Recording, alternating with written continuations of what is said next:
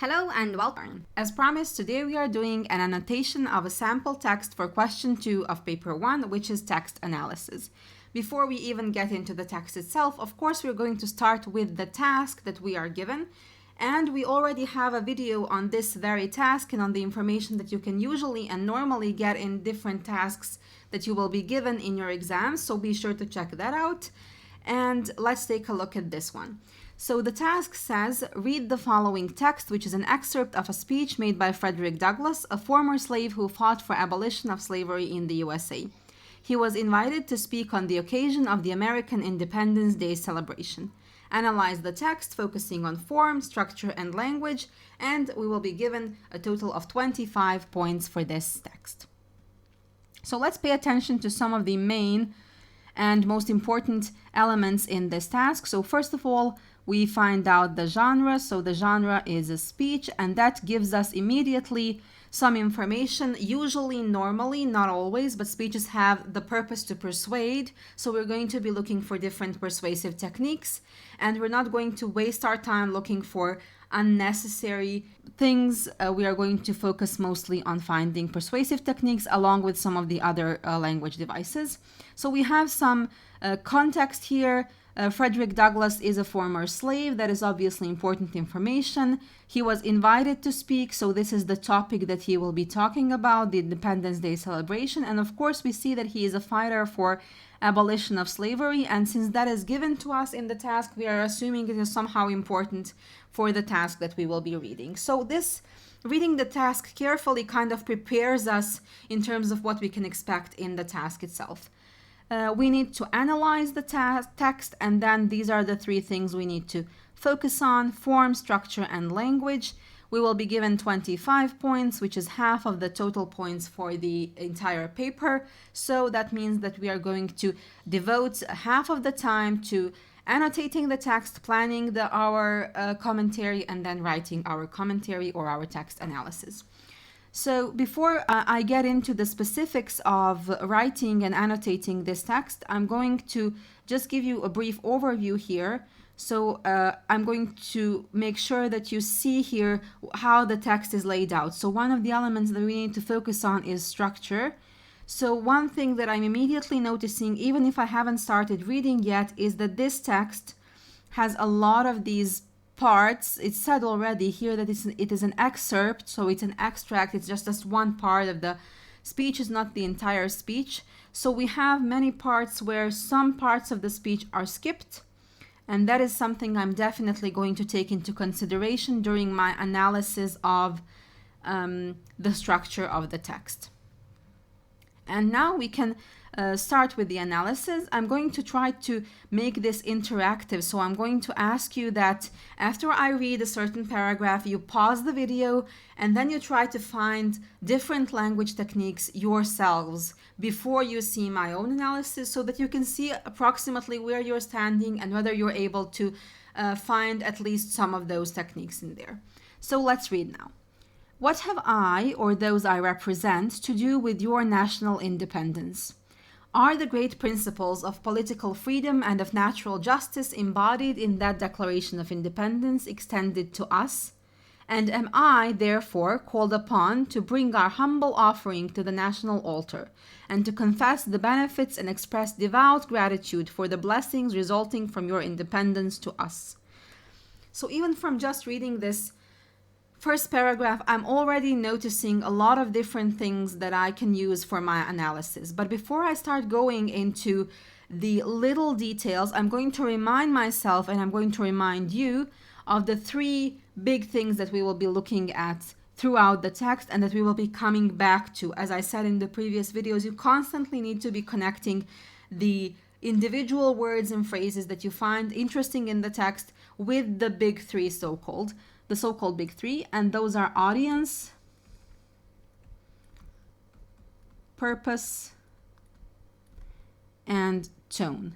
And of course, you're constantly connecting individual language words and phrases with the overall structure of the language. So I'm putting these up here, and I'm going to read the text to help me figure out what those are and how individual language devices in the text can be connected with these overall characteristics of the text. So one thing that I'm definitely noticing here, he's asking a lot of questions. He's starting out in this very, let's say he's engaging his audience, obviously, but not in the usual way that speakers are engaging their audience. We can see, we need to look at what his relationship with the audience is here. So what we notice, of course, as we will notice in many different speeches, because this is a really important characteristic of that genre, is that he is using a lot of personal pronouns. So what have I, those I represent, to do with your national independence, us, am I, your independence. So constantly he is repeating these two different kinds of pronouns, I and us on the one hand versus you. So I'm going to think about what that means for the entire text. And see, again, I'm going to notice that he was invited, okay, to speak at the American Independence Day celebration, but he is constantly referring to that independence as something that doesn't belong to him. So it is your independence. So he's talking to his audience, and clearly he's establishing some kind of a connection. And I'm going to have to make assumptions here about what his audience is. So I'm going to make an immediate assumption that since he says I or those I represent, what have we got to do with your national independence? I can safely assume, pretty safely, that his audience are mostly white people, whereas he and those he represents as a former slave are obviously African Americans, and African American slaves in particular.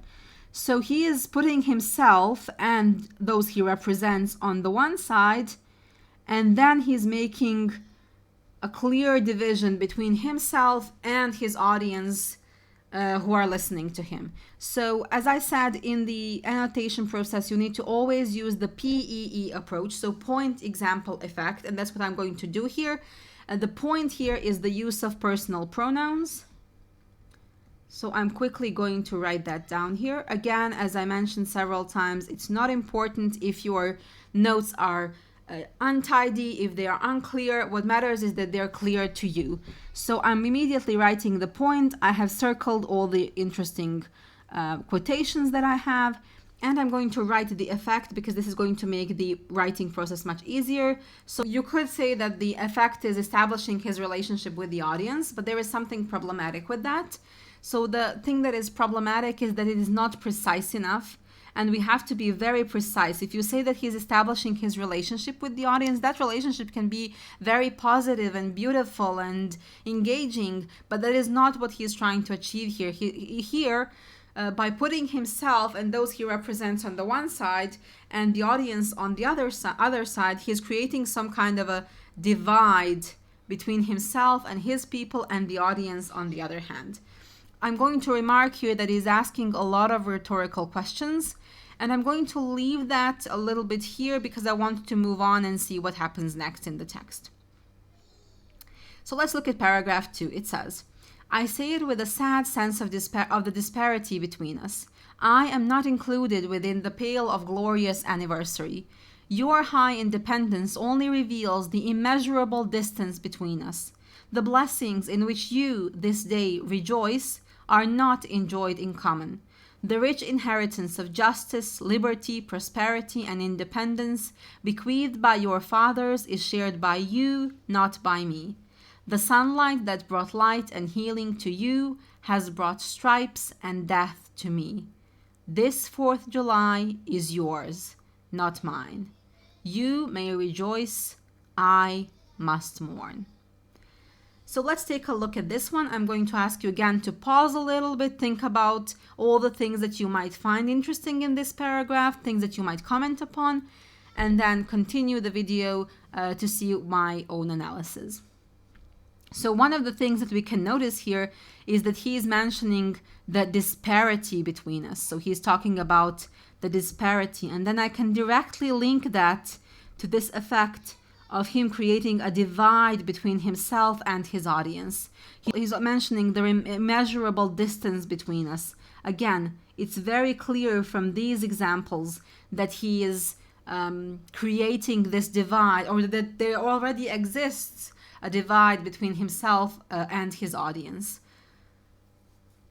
We could remark here very briefly maybe on the sad sense of disparity. There is an example of alliteration, but in this context it is really not that relevant. One thing that I would like to really point out in this paragraph and in many others, and this is something that I always say to my students, even if the text is really, really difficult, even if there is nothing for you to find, even if it seems like it's impossible to figure out what he is trying to say and how this author is trying to say it, every single text, or let's say 90% of texts, will contain some words with strong positive and strong negative connotations, and you will be able to comment on them. Let's take a look at some of the words with very positive and negative connotations here.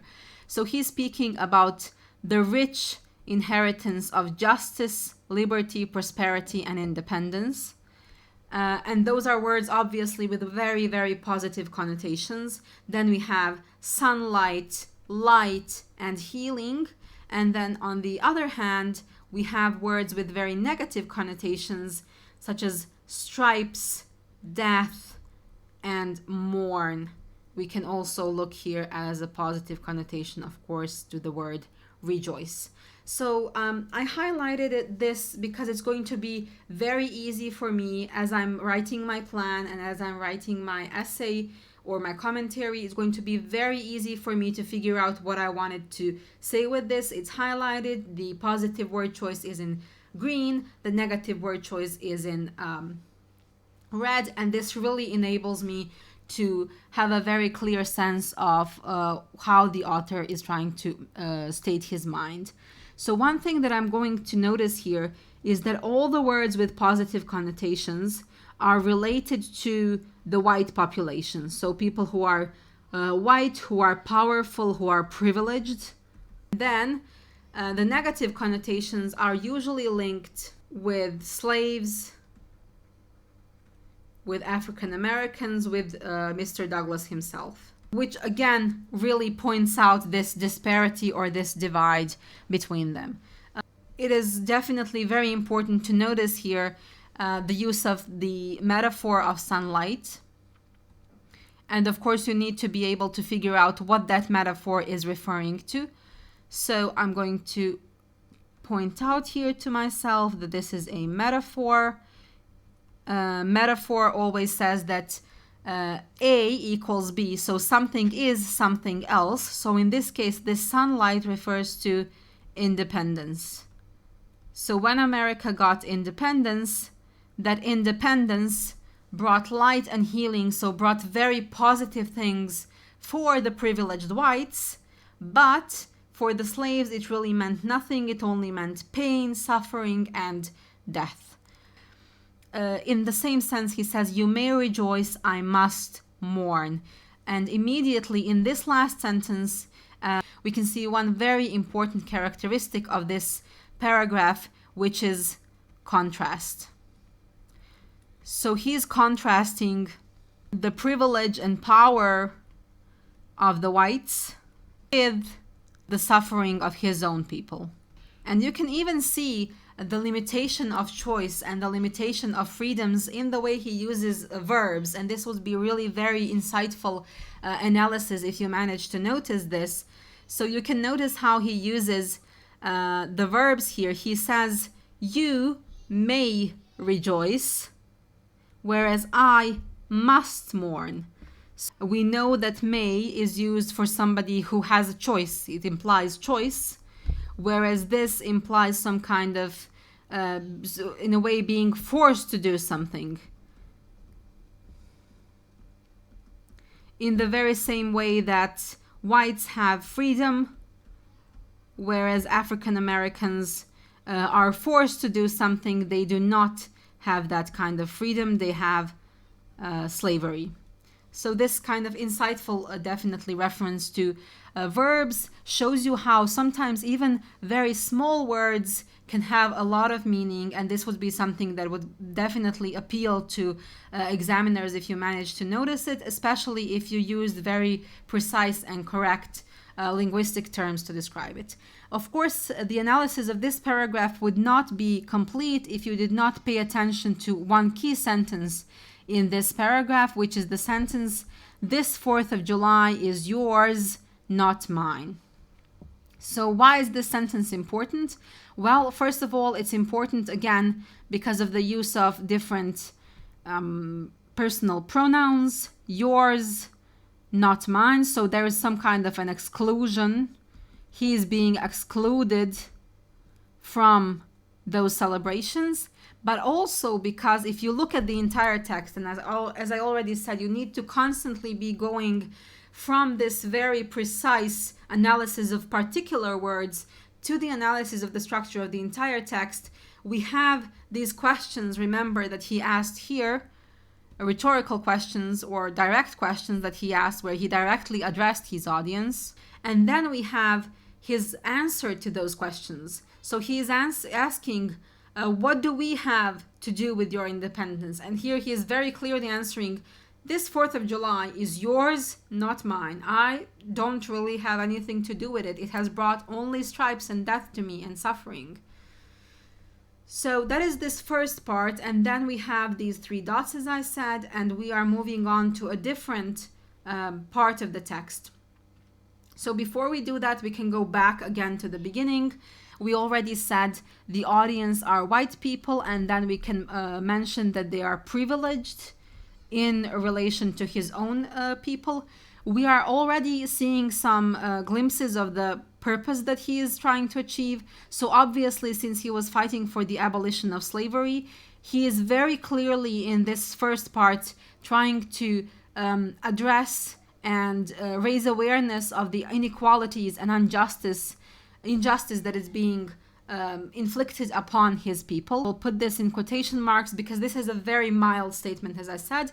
And one of the things that you will notice is that he is not mild at all. He's being very direct. He's being very straightforward. He is not mincing his words. He is saying what those people don't want to hear, but what he believes is important to be said. So let's look at the next paragraph. At a time like this, scorching irony, not convincing argument is needed. Oh, had I the ability and could I reach the nation's ear, I would today pour out a fiery stream of biting ridicule, blasting reproach, withering sarcasm, and stern rebuke. For it is not light that is needed, but fire. It is not the gentle shower, but thunder. We need the storm, the whirlwind, and the earthquake. The feeling of the nation must be quickened. The conscience of the nation must be roused. The propriety of the nation must be startled. The hypocrisy of the nation must be exposed, and its crimes against God and man must be proclaimed and denounced. So now we are definitely seeing a change here, the development of the tone that he had here. So we already said that his tone is very direct and straightforward, but now in this third paragraph, we can definitely speak about the tone of this entire paragraph as being very harsh. And what are some of the other feelings that you can notice him feeling in this paragraph? So think about that for a little bit. So one of the things that I definitely notice is that he's feeling very embittered. He's feeling very frustrated and angry. So he's using very powerful, words with very strong connotations, such as the word scorching irony. So he's at this point, he's really no longer addressing the same audience as he addressed in the first part. Because in the first part, he was directly speaking to those privileged white people. In this part, it seems that indirectly, he is talking to his own people, African-American slaves and free people who need to stand up and fight for their rights. He says that he wished he could pour out a fiery stream of biting ridicule, blasting reproach, withering sarcasm, and stern rebuke. So these are words that definitely reflect the kind of tone that he has here. So you would need to properly name these as noun phrases that consist of adjectives and nouns, in which he is really trying to show his people what kind of a harsh and very active kind of approach to addressing this problem is needed. And then he actually emphasizes this, and he builds upon this idea of having a very strong response of ridicule, sarcasm, rebuke, and reproach. He's saying it is not light that is needed, but fire. What we have here is a kind of contrast between not light, but fire. So let's take a look at those two words. We could say that one of them has somewhat negative connotations or very strong, let's say, connotations, whereas usually when we talk about light, it is something that gives life. It is something that is beautiful and very positive. It is the opposite of darkness. So when we think of light, we think of life and positivity. But he's saying, no, right now we don't need light. Light is obviously not enough. We tried this very easy and easygoing and simple, quiet approach. What we need right now is fire. Fire is sometimes associated with destruction. Fire is definitely much more active. There is some kind of an action that is needed and that is necessary, and that is what he is asking of his people. Again, it is not the gentle shower, but thunder. And then with this mention of shower and thunder, we get into several different metaphors that he is using to describe what kind of an action on the part of his people is necessary to address the inequalities and injustice that they are being submitted to on a daily basis. So again, we do not need this kind of gentle, meek, quiet, simple approach. That is not what we are looking for. So one thing that you can notice is that he is using weather metaphors to really evoke very strong images in the reader's mind of very strong actions that need to be taken by his people, and those actions need to be taken now. He continues to say that the feeling of the nation must be quickened, the conscience of a nation must be roused, and so on. So in this last sentence, we constantly have this repetition. They need to address the entire nation, and not only that they need to do it, but again, we are focusing on these auxiliary verbs. It must be quickened, it must be roused, it must be startled, and must be exposed, must be proclaimed, must be denounced. So this is something that has to be done immediately. He's starting kind of quietly and calmly and peacefully. Okay, the feeling must be quickened.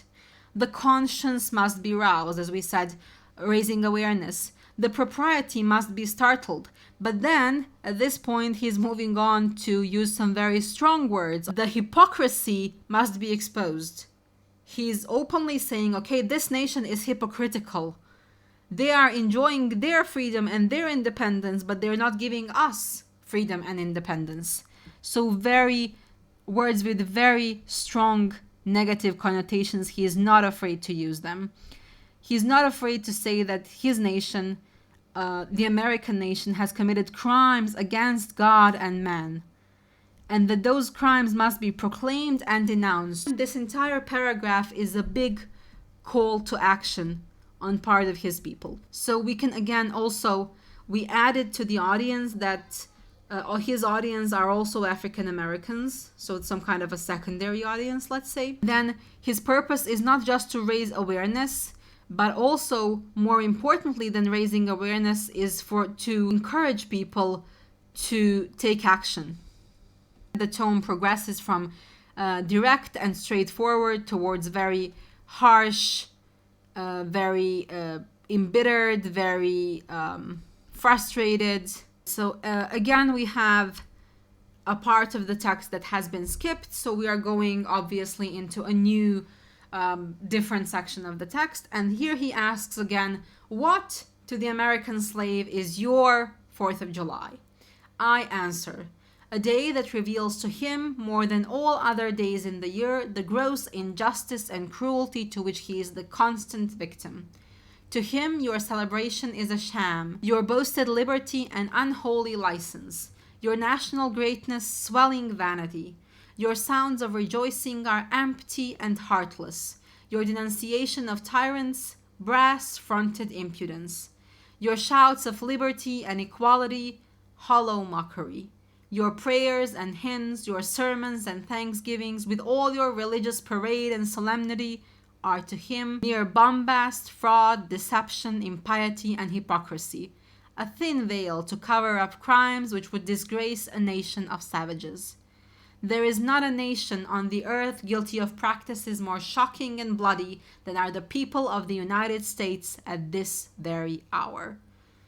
Again, you can see even further progression in his tone as he is becoming very enraged and very bitter about what is happening to his people. So he's trying to again ask her another rhetorical question as in the beginning, which links this part of the text with the beginning of the text. But also he is giving an answer to those questions that he had before and to this question that he posed right here. In his answer, you will notice that he exposes all of the things that American people pride themselves in as something that to him appear completely negative. So let's take a look at the positive and negative connotations in this paragraph, because there are definitely words that have a lot of weight to them. So he says, your celebration is a sham, boasted liberty, greatness, rejoicing, denunciation of tyrants, shouts of liberty and equality, prayers and hymns and sermons and thanksgivings with religious parade and solemnity. All of those things, from a different perspective, from the African American's perspective, are sham, unholy license, vanity, empty, heartless, brass-fronted impudence, mockery, bombast, fraud, deception, impiety, hypocrisy. You can definitely, even as you are reading this, even without some kind of a verbal confirmation of the fact that he is angry, you can see that anger just coming out in the words that he is saying. So definitely here we have an example of contrast between two different perspectives. So the perspective of the privileged whites and the perspective of his nation, the African Americans, obviously. And he is being very direct, so this definitely contributes a lot to his very direct, harsh, and straightforward tone. He uses a lot of listing to show his anger and the frustration. In addition to that, he uses a metaphor again. So all of these things that you are showing to the world as being very positive, they're actually a thin veil. So he uses the metaphor of a veil, something that you're trying to cover up all the bad things that you are doing, but your cover up is not a very good cover up. We can see through it and we can see what you actually are. He calls the practices of America shocking and bloody, and that no nation on earth is more guilty of such practices. So again, you would really need to point out to his word choice here, which is filled with very strong negative connotations and the constant contrast. Not so much anymore contrast that you had here, which is the contrast between the privileges that whites enjoy versus the suffering that the African Americans are exposed to, but now the contrast between what white privileged people are showing to the world versus what is experienced by the African American people. Again, we have another interruption in the text. So he says, I was born amid such sights and scenes. To me, the American slave trade is a terrible reality. When a child, my soul was often pierced with a sense of its horrors. I lived on Philpott Street, Fells Point, Baltimore, and have watched from the wharves the slave ships in the basin, anchored from the shore with their cargoes of human flesh. waiting for favorable winds to waft them down to Chesapeake. In the deep, still darkness of midnight, I have been often aroused by the dead, heavy footsteps and the piteous cries of the chained gangs that passed our doors. The anguish of my boyish heart was intense, and I was often consoled when speaking to my mistress in the morning to hear her say that the custom was very wicked, that she hated to hear the rattle of the chains and the heart-rending cries. I was glad to find one who sympathized with me in my horror.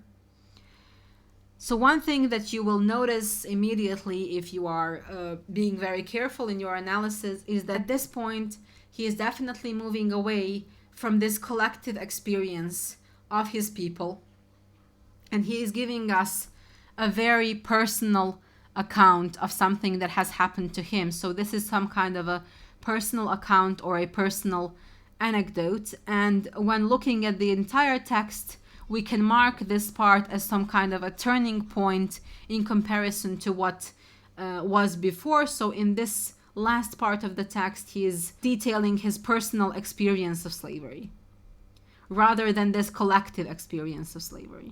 To really help the reader imagine what that experience was like, he uses a lot of descriptive language. And whenever we are speaking about descriptive language, one of the devices that will be present is the use of imagery. So we are going to look at the use of imagery in this paragraph in particular. Of course, imagery is always connected with the five senses: sense of sight, hearing, touch, smell, and taste. So he says, I have been often aroused by the dead, heavy footsteps. So this is something that he hears. This is the sense of hearing, and we have the idea of imagery again here. But we need to notice also something, that footsteps can be described, or the sound of footsteps can be described in various different ways. People can walk in various different ways, and you can describe that walking in different ways. And the words that he uses here, the adjectives that he uses, are very telling of his experience. So he says that those were dead, heavy footsteps. So those people were not eager to be there. And even if their footsteps are dead, to an extent, those people, even though they're alive, they're no longer free, and they are dead in a sense. So the use of words with very negative adjectives, with very negative connotations like this, such as dead and heavy, immediately brings to mind these very difficult experiences that he experienced. Also, in addition to hearing those dead and heavy footsteps, he heard the piteous cries of the chained gangs. The piteous cries. So again, this was also a noun phrase, and then another noun phrase consisting of an adjective and a noun. Even this idea of those chained gangs, even though he doesn't directly say that he heard the clattering of those chains, or as he mentions later, the rattle of the chains, as soon as we hear about the idea that those people were chained, we can kind of imagine what that must have sounded like and how horrible it must have been for a little boy. And then he continues to describe the feelings that he had, such as anguish and horror, and how his soul was pierced with it. He doesn't say that his soul was touched by it. It was pierced. Again, some kind of an idea of a very violent action, something that is very violent and abnormal. But also one thing that is very noticeable here is his use of how he described those slaves. So he says they had cargoes of human flesh. Again, you can kind of connect this with the idea that there were dead footsteps down here. So obviously, if you talk about people as flesh, they're dehumanized completely if they're called flesh. So from the perspective of slave owners, those are not humans. They are goods to be transported and sold, and a way to earn money. Of course, in addition to this paragraph giving you a very personal account of what it must have been to find oneself in the middle of this horrible situation, there is another purpose for this paragraph, and that is the idea when he's speaking about his mistress. His mistress obviously being the woman who at the time owned him. He says, I was glad to find one who sympathized with me in my horror. So if we read this part carefully, his mistress was obviously also white, like his audiences, and she was also privileged. She was a slave owner. But at the same time, she was able to see, she was a white person who was able to change her perspective and to see what horrible practice this was. And she sympathized with him in his horror. So unlike the first paragraphs where Douglass is very direct and straightforward and very adamant that fierce action has to be taken to end this foul practice and to end all the injustice and inequality, in this final part, he's giving us a very subtle nudge, so to say, a very different technique, where he says this woman, this particular woman, this experience of one individual is something that you can use, you other white people can use as a role model. And he's subtly indicating that there are people out there who are like that. So that was the essential analysis of the most important aspects of this text.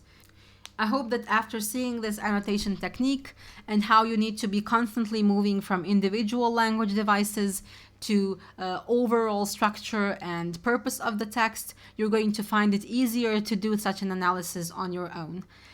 For the end, I'm going to ask you to comment on anything that maybe you did not understand very well, or if there is something that you found in the text that we did not mention today, or if you have any questions regarding the annotation process or this very text, don't hesitate to write in the comments and ask. You can find the entire annotated text on our blog, and the link is in the description. For further videos in which we are going to make a plan for our commentary and write a commentary on this text, subscribe to our channel, turn the bell notification on, and if you have friends, classmates, or students who would benefit from these videos, make sure you share them with them. Thank you and happy exam season, everyone!